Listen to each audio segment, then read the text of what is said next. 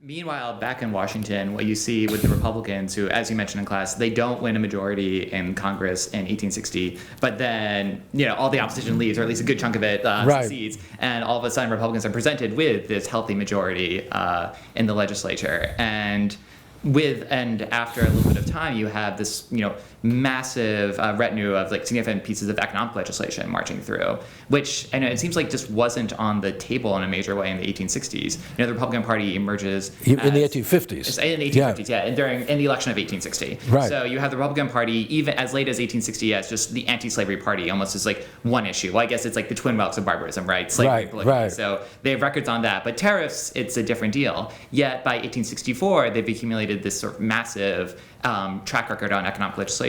Well, so where did these programs come from? Well, there was a backlog of things which many Northerners, some of them were not partisan issues. Mm-hmm. Pacific Railroad. I mean, Stephen A. Douglas was as in favor of that as many Republicans. That was a Northern issue. Mm-hmm. The Homestead Act. Most Northern Democrats were in favor of a Homestead Act as well. It was Southerners who had blocked that and had blocked the Pacific Railroad. So they weren't Republican or Democratic issues. They were sectional issues, although the Eastern Republicans were much less enthusiastic about the Homestead than the Western ones. But then other elements were just war measures. Issuing a national currency. Mm-hmm. Nobody was talking about issuing a national currency before the Civil War. This was just necessary to pay for the war. Giant bond issues. There was a very small national debt. Jackson had paid off the national debt. First time and probably last time in American history. Nobody wanted to accumulate that, but the selling of bonds is necessary. So the tariff is the tricky one, mm-hmm. because my view, the tariff, yes, there were pro-tariff people in the North. It was vaguely mentioned in the Republican platform of 1860. That was mostly to appeal to Pennsylvania, where iron manufacturers were were agitating for protection against imported iron.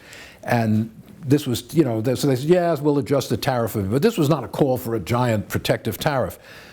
But the tariff was a major source of revenue, and revenue was the name of the game during the war. So I guess what one would say is you've got to raise money.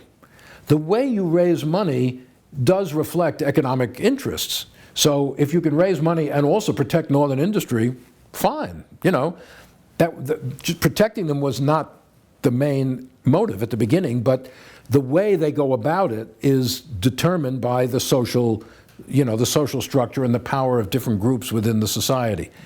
Once done, they stick. The tariff certainly sticks, and the Republican Party by the 1880s and 90s is the party of the high tariff, and that is their appeal to both business and labor, right? This is the way to protect the rights of labor, is prevent... Is that a change that happens because of the Civil War, or is it something that happens? I think it's after the war, no one is willing to go back, in other words, but it's also because the war has linked the Republican Party to Northern industrialism in a way that wasn't really so solid before the war. Which is the Beardian argument, right? Right, but the Beardian argument, I think, takes cause and effect and reverses them. Mm-hmm. The result of the Civil War was indeed this alliance of the Republican Party, the national state, and Northern industry.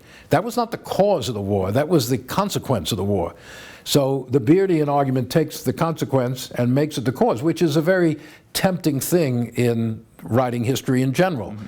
You look at the outcome, and that says, well, that must be why it happened. But history is full of unexpected consequences. Well, it's lucky when you can go back 5 years earlier and see those same people screaming about how much they don't want the war to come. That's right. a good red flag about that. Yeah, most Northern businessmen did not want the war, so it's not like they were, hey, if we have a war, we can have a big tariff. No. But how significant were these measures and the war itself in industrializing the North and the West especially?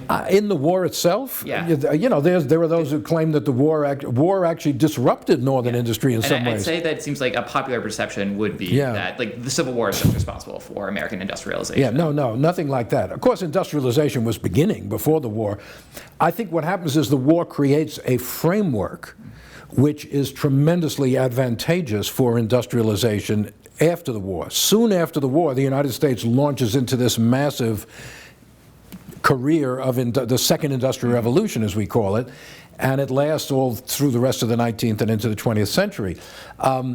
The war, I think, accelerates that, not by the measure of pig iron production, but by creating the institutional framework which will be tremendously advantageous to industrial development. So forces that are directed toward war production in 1864 can have very different uses a year later. And the currency system, the banking system that comes out of the war, again, that's another example. Nobody was expecting a new national banking system before the war. They'd already fought that battle in the Jacksonian era, you know.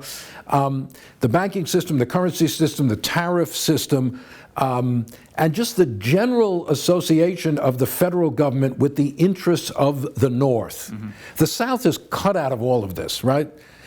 Agriculture is cut out to a large extent, and that's why by the 1870s, 80s, you have these agrarian rebellions, you know, not only in the South, but in the West. Is this just industrial Whiggery then, or is it something new? Is it just like industrial Whiggery? You know, like Henry Clay dropping out the sort of more farm-oriented programs and adapted to just specific northern concerns. I think by this time we're way beyond where the Whigs were sitting. You know, we're in a different economy, a different world economy.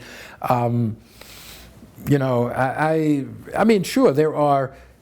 You can trace this, some people say, back to the Federalists, you know? I mean, Alexander Hamilton with his report on manufactures, but he wasn't talking about the Well, this would be the Beard argument, right? That there's Right. Hamiltonians versus Jeffersonians, the great clash. Hamilton was not talking about the Homestead Steel Works, you know? He's talking about very small-scale production, a whole different vision of what manufacturing is.